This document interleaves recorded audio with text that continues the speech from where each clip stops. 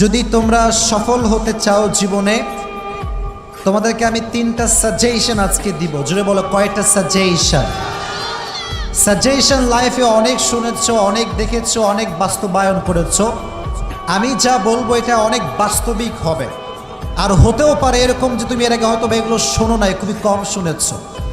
ক্যারিয়ারে যদি ভালো কিছু করতে চাও, 1 নাম্বার কথা মাথায় রাখবা, জীবনে আবেগ এবং মায়া এই দুইটার কোনো কিছুতে পড়া যাবে না।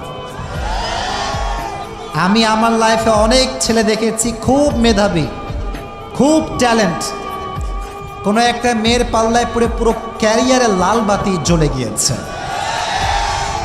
অতএব মেয়ে তোমার জীবনে যেমন রহমত, এই মেয়ে তোমার জীবনে গজব হয়ে যাবে যদি তুমি হারামে চলে যাও, ঠিক কিনা? আমার কথা স্ট্রেট ফরওয়ার্ড। পছন্দ হলে शादी करोगे या नहीं करोगे पहले ये बोलो। কথা বলো, ঠিক কিনা প্রিয় ভাইয়েরা? ভাল লাগলে 2 বছর 3 বছর প্রেম করে, লাস্টে গিয়ে এও ছ্যাঁকা দেয়, এও ছ্যাঁকা দেয়। লাস্টে মেয়ের বিয়ে হয় টাকলার সঙ্গে, আর যুবকটা এটা সব জায়গায় হয় না। আগেই পাগল হয়ে যেও না, সব জায়গায় এটা হয় না। আর সব মেয়ে কিন্তু সরকারি টাকলা খোঁজে না, কিছু কিছু মেয়ে চরিত্রবান যুবকও খুঁজে বেড়ায়, ঠিক কিনা? সবাইকে এক পাল্লায় মাপবেন না। এজন্য জীবনে সফল হতে চাইলে আবেগ এবং মায়ায় পা দেওয়া যাবে। আর তোমাদের যে বয়স 18, 16, 19, 20, at this age you are very emotional, খুব আবেগী তোমরা। মনে রাখবা, আমাদের যে চয়েস এটা আমাদের জন্য ভালো নাও হতে পারে। আমাদের জন্য কোনটা বেস্ট, কোনটা পারফেক্ট, এটা আমাদের চাইতে বেশি জানে একজন। আওয়াজ দিয়ে বলো, তিনি কে? কোরআন থেকে শোনো, আল্লাহ বলছেন, ওয়াসা আন তাকরাহু শাইআন ওয়া হুয়া খায়রুল লাকুম ওয়াসা আন তুহিব্বু শাইআন ওয়া হুয়া শাররুল লাকুম। Sometimes you like a thing and you want that from your heart and you think this is the best option for me. মাঝে মাঝে কোনো মেয়েকে দেখলে মনে হয় আল্লাহ, এর মতো সুন্দরী আর কেউ হইতে পারে না, কিন্তু এর চাইতে সুন্দরী আছে না নাই?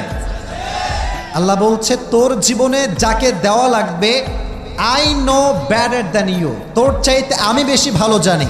অতএব ছ্যাঁকা খেয়ে বেকা হওয়া যাবে না, ভরসা করতে হবে একজনকে, তিনি কে?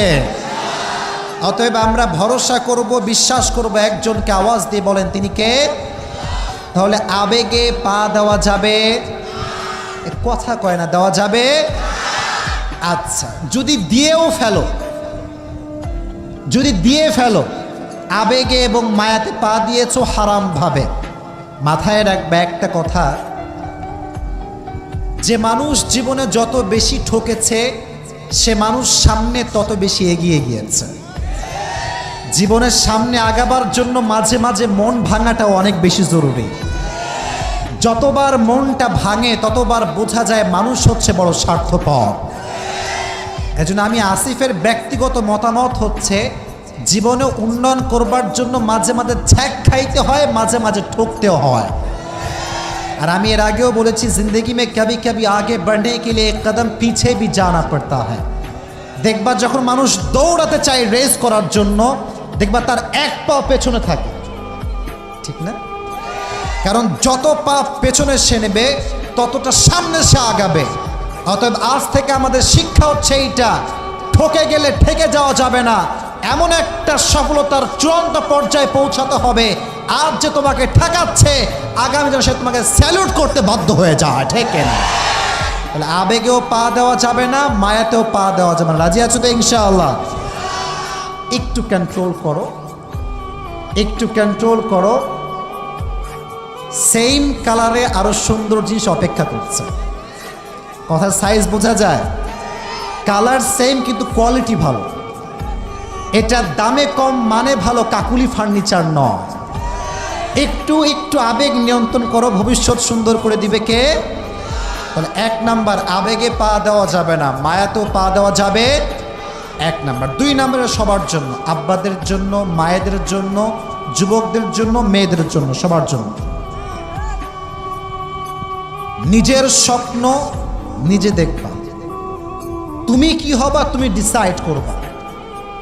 তোমার কি এক্সপিরিয়েন্স, তোমার কি হ্যাবি, তোমার কি হবি, তোমার কি স্বপ্ন, তোমার কি ড্রিম, এটা এলাকার চাচা নয়, তোমাকে জাস্টিফাই করতে হবে। দেখবেন আজকাল আমরা যখন কোনো স্বপ্ন দেখি যে আমি ওইটা হব এইটা হব, এলাকার কিছু খালা আছে, কিরে তোর ছেলের কি খবর রে, আমার ছেলের তো চাকরি হয়ে গেল, এইটা হয়ে গেল, প্রমোশন হয়ে গেল, ঘোড়ার আন্ডা।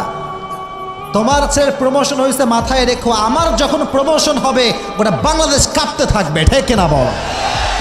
কারো কথায় কান দিবা না, নিজের স্বপ্নে নিজে ফোকাস করবা। আর হ্যাঁ, সমাজের মানুষ তোমাকে ভাঙবে, তোমাকে খোটা দিবে, এর দ্বারা কিছু হবে না রে, এ জীবনে কিছু করতে পারবে না। মাথায় রাখবা আমি কি হব, it's just a matter of time, it's just a matter of time. এটা তুমি নয়, এটা আমার ভবিষ্যতের সময় বলে দিবে, ঠিক কিনা? অতএব নিজের স্বপ্ন নিজে দেখব। এটা বলছি এই জন্য, আমাকে অনেক মায়েরা শুনছেন, অনেক স্যাররা শুনছেন। দেখেন অনেক সময় অনেক ছেলের স্বপ্ন হয় আমি ডাক্তার হব, কিন্তু আব্বা কয় না তোর ইঞ্জিনিয়ারই হইতে হবে। আছে না নাই? আপনার ছেলে কি হবে এটা আপনার ছেলে বুঝবে। যদি আপনি ফোর্স করেন, দিন শেষে আপনি আমও হারাবেন, ছালাও হারাবেন।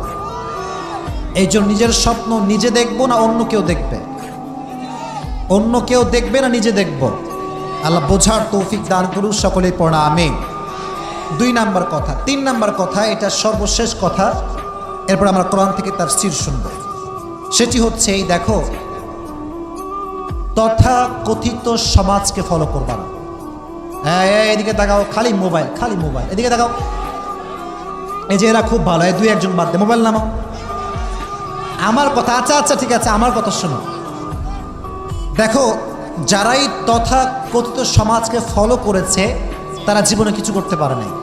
আমি তোমাকে একটা জিনিস বোঝাই, একটা ছেলে, এই আওয়াজ হবে না, একটা ছেলে যে মাস্টার্স কমপ্লিট করেছে, যে গ্রাজুয়েশন কমপ্লিট করেছে, তার তো ইংলিশে অনর্গল কথা বলার কথা, ঠিক না? তো দেখবেন যারা বিসিএস ক্যাডার অনেক আছে, আমি নিজে পড়িয়েছি, ইংলিশ শব্দ বোমা মারলেও বের হয় না। এটা আমি ক্রিটিসাইজ করছি না, এর কারণ হচ্ছে কি জানেন, আমাদের স্কুলগুলোতে কলেজগুলোতে গ্রামারকে যে পরিমাণ ফোর্স করে পড়ানো হয়, স্পিকিংকে সেই পরিমাণ গুরুত্ব দেওয়া হয় না। এজন্য একটা ছেলে গ্রামার পড়তে পড়তে তার জীবন যৌবন শেষ, কিন্তু একটা ইংলিশ শব্দ বা বাক্য দাঁড়িয়ে বলতে পারে না, ঠিক কিনা প্রিয় ভাইরা বলো? তথাকথিত সমাজ ফলো করলে চলবে না, নিজেকে বুঝতে হবে যে আমার ফল্ট কোথায়, ত্রুটি কোথায়। অনেক সময় দেখবা ক্লাস 5-এর ছেলে ইংলিশে অনর্গল কথা বলতে পারে, কিন্তু বিসিএস ক্যাডার একটা শব্দ বলতে পারে না, ঠিক কিনা বলো? কারণটা হচ্ছে তথাকথিত সমাজকে ফলো করি, কি মনে করি পরীক্ষায় ফার্স্ট হতে হবে, 1 নাম্বার না হইলে কিচ্ছু হবে না। ভুল কথা। অনেক সময় ব্যাক বেঞ্চার এমন কাজ করে যে ফার্স্ট বেঞ্চাররা করতে পারে না। কথা ঠিক আছে না প্রিয় ভাইরা? দেখবা মাঝে মাঝে পরীক্ষায় 1 নাম্বার হতো, তারা যেমন ছিল তেমনই থেকে যায়, কিন্তু যার পরীক্ষায় 2 নাম্বার হতো বা মাঝামাঝি ফলাফলে থাকতো, তারা লাইফে একটা পর্যায়ে ব্র্যান্ড হয়ে যায়। তথা কথিত সমাজকে ফলো করা যাবে না, ঠিক আছে ইনশাআল্লাহ? আচ্ছা, তোমরা খেলোয়াড় সাকিব আল হাসানের নাম শুনছো? তোমরা দেখবা আমি কাউকে আইডল বলছি না, our idol is prophet Muhammad সাল্লাল্লাহু আলাইহি ওয়াসাল্লাম। জাস্ট একটা এক্সাম্পল দিচ্ছি। সাকিব আল হাসান 15 বছর পড়ালেখায় গ্যাপ দিয়েছে, তারপরে গ্রাজুয়েশন রিসেন্টলি কমপ্লিট করেছে। তোমরা দেখবা 15 বছর গ্যাপ দিয়েছে। তো সে যখন পড়াশোনা বাদ দিয়ে ক্রিকেটিং শুরু করে, তার স্যার, তার ম্যাডাম, তার বাপ, তার মা, তার এলাকা, তার সমাজ সবাই তাকে বলতো, কি রে পড়ালেখা বাদ দিয়ে ক্রিকেটার হচ্ছে কি, পাগল না কি রে, is he mad or mentally sick, সমস্যা কোথায়? আজকে যারা তাকে বলতো যে কেন ক্রিকেটার হচ্ছে, আজ তারাও তাকে স্যালুট করতে শুরু করে দিয়েছে। Graduation is not everything. অবশ্যই তুমি মাস্টার্স কমপ্লিট করবা, অবশ্যই তুমি গ্রাজুয়েশন কমপ্লিট করবা, বাট তুমি যেইটা হতে চাও ওইটা আগে হবা, পুরো সমাজ তোমাকে স্যালিউট করতে বাধ্য হয়ে যাবে। যেন সর্বশেষ কথা, তথা কথিত সমাজকে আমরা ফলো করব না, নিজেই নতুন কিছু করব, ঠিক আছে ইনশাআল্লাহ। আল্লাহ প্রত্যেকটা যুবক, প্রত্যেকটা মেয়েকে এই কথাগুলো বোঝার তৌফিক দান করুন, সকলেই মন খুলে পড়া আমিন।